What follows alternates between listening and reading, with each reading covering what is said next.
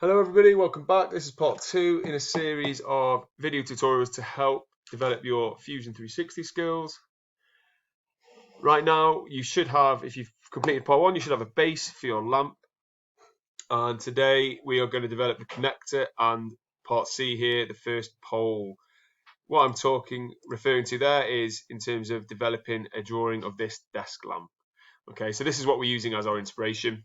Our final model won't necessarily look exactly like this, but that is what we're using to inspire this skill development. Now then, with the base, before we move on, I do want to show you another tool which you can use to add a bit more style to your base. And that tool is the offset tool. So what I want to do is I'm going to add a new sketch on here. So I want to draw another circle on here. So I could press it up here, I could press new sketch and then select. If I press the escape key though, I can show you another way. If I just press W, that is the short key on the keyboard for new sketch, and I can click on there. Whenever this comes up, just add capture position or click capture position. Then I'm going to use the fit zoom button again to get it where I want it. And now I'm just going to teach you another cool new tool, and this is the offset tool up here. If I hover my mouse over it, you'll see the letter O is the short key, so I can press that as well.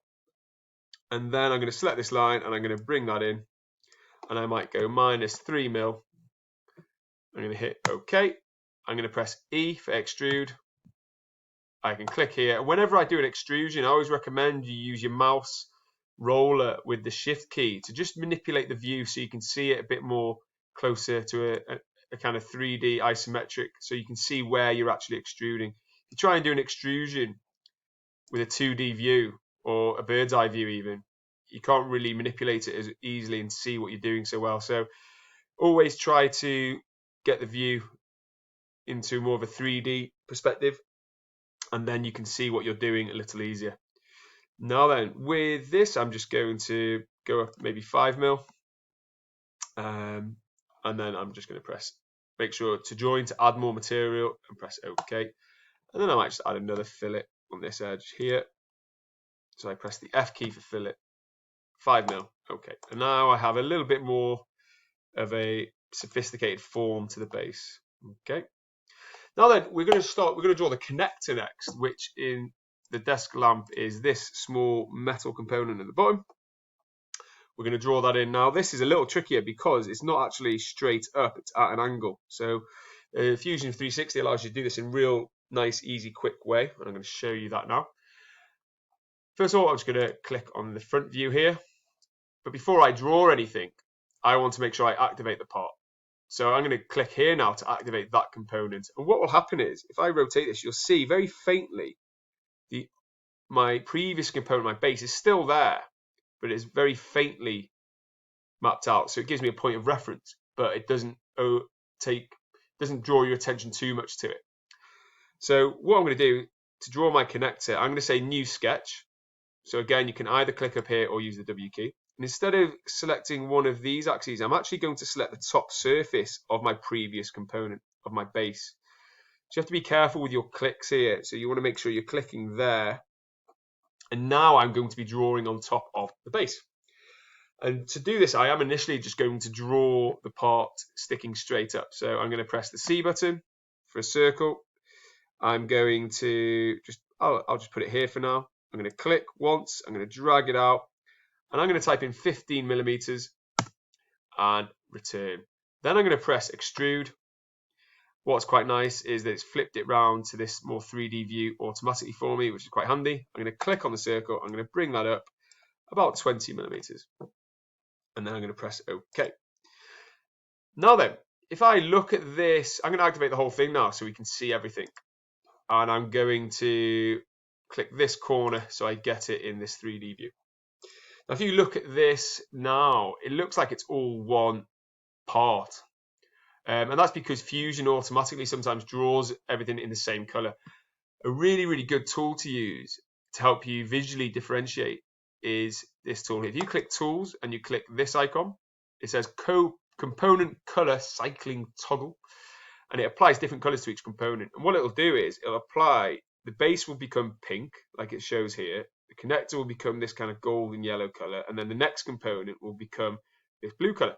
So if I press that, you'll see it will do that. It will change color, and that's just to help with your development of your CAD model, so you can clearly and explicitly see the one part and separate components for what they are, rather than them all in one color, which can be a bit confusing.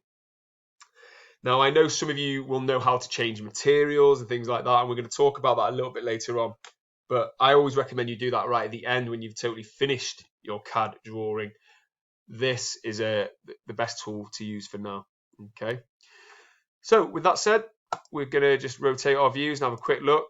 At the moment, we're not going to be too controlling over positioning. We just want it over to this edge. But what we do want to do is rotate it. Now, what is quite handy with Fusion is the M tool, so the move button. So if we go back here, it's this button here, move copy. Now the short key for that is M. If you click on a part, and I'm just going to rotate so you see, you get all these different ways to move it on the 3 axes, which is very handy, or to rotate it. So we can rotate it this way. We can rotate it. Obviously, it's not going to change too much because it's a cylinder if we rotate it that way. And we can rotate it this way. So we can tilt. Now, what we're going to do is very simply look at it in this perspective. We're going to tilt it that way. And I'm going to do it about 15 degrees. And then I'm just going to move it down a little bit so it's positioned within the base. Now, -10 looks a bit steep there, so I might just go -6 for now. Or -7. Yeah, that looks good. And now I'm just going to move it over a bit closer to the edge. That looks a bit too close for my liking. I'm just going to do this visually for now. Okay. And then once I'm done, I'm going to press OK. And you will see now that I have that connecting part positioned at an angle. And it's inside the component. Now then, what's really another really cool feature is, if you think about it, these two bodies are overlapping. So we've got this material clashing with this material. We haven't actually cut a hole for it to go in. Now, rather than cut a hole or select this component, sorry, that I pressed the wrong one there. Rather than go back to this component, activate it, and draw in the right hole, we can actually use this part to make the hole in this part. I'll show you how to do that now. So I'm going to activate the hole part, and it's this button here, the combine tool. So it allows you to use one part as a tool to cut a hole in the other part, which is quite cool. So what I'm going to do is I'm going to press this button here, and I have to select the target body. And the target body in this context is this one. This is the one I want to put a hole in. The tool body is going to be this one. Now it's really important that you click this button here, so you keep tools. And also we don't want to join, we want to cut. So we want this part to cut the hole for this part. And then when we press OK, you'll see that nothing happens immediately until you move this. And you'll see that we now have the hole that we would want to be if we were going to assemble this and put this in here. So I'm just going to do Control Z for undo. So I'll undo that movement so it goes back, and then we have it as we'd want it. We no longer have overlapping, clashing mass in terms of our components. Next thing I'm going to do is I'm going to shell this part because we want it to be hollow. And I'm going to click the shell tool here. It doesn't have a short key, that one. You can actually assign short keys to different features. We could look at that a bit later on, but for now we'll just use the button up here. And it's really important you select the top face, not the whole component or this face. It has to be the top face for this. And we're going to just put a 1.5mm shell inwards. If we zoom in, you can see that it's going to do that as we expect, which is really handy. Okay, now then, one other thing I want to talk to you about now is this history bar at the bottom. And a cool part of this history bar is that if you move the order, the sequence that you do processes in, that you do things in, it will update the drawing accordingly. So what I mean by that is if I move this part now, you'll see that we have the hole full, the kind of solid, quite a big hole for this to go in. We did the shell afterwards. If we go down here and we move the shell before the combine tool that we did, you'll see if I move this, the hole is actually cut out with the shell incorporated. So this is another cool thing that Fusion allows you to do. If you realize later I should have maybe done that in a different order, you can just change the order and the sequence here and it will update the drawing accordingly. So that's another quite a cool feature, I think, of Fusion 360. It might have been possible to do in Inventor. I'm not too sure if it was, but I quite like that feature. So I'm going to just put that back. And now we're going to draw our pole. And to do that, we have to activate this component. That is going to be our pole. We call it pole A. I'm going to click that. And again, it's leaving all the other components faintly there as a point of reference. And what I want to do is I'm going to select the top part of that connector face here to draw onto. So I'm now going to draw my next component onto there. As with all CAD software, there's lots of strategies and ways to draw things, but I do just want a circle here. And Fusion 360 tends to be a bit more intuitive, I find, with trying to understand what you want to do. It knows that I'll need that center point, so it allows it to click onto there. So you could use the circle tool, but this is also an opportunity to show you another useful tool.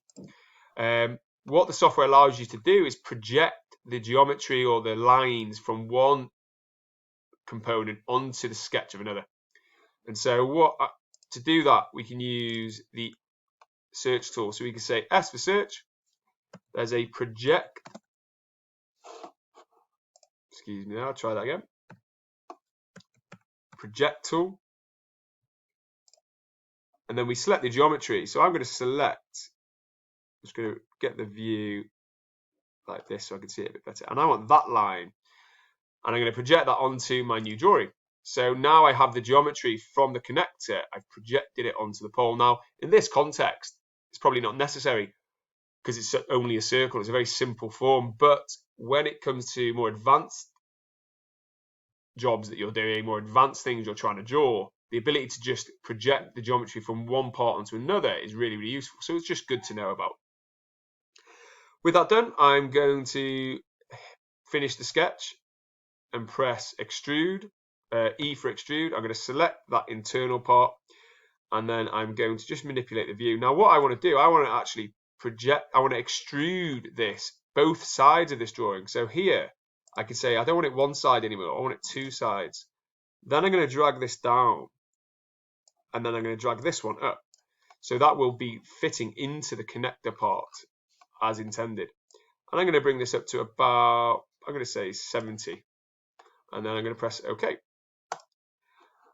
And then we have now drawn those three components. I'm just going to activate the whole drawing so I can see all of them in situ there. I'm going to go fit. And that is all for now. And that is the next stage of the sequence. And again, if you want to make, you can get a little bit more creative with this if you'd like. If you want to make this part longer, you can go back to the history, double click. You can say maybe you want your desk lamp to be a bit taller. That's absolutely fine. But generally you want to be aiming to have something that looks a bit like this. Okay, that's all for now. And next we're going to be adding more new components to be developing our drawing and looking at how we can bring in fasteners. So that's things like nuts, bolts, screws, nails, anything like that. We can bring them in rather than draw them and just add them to our product. Okay, that's all for now. Thank you.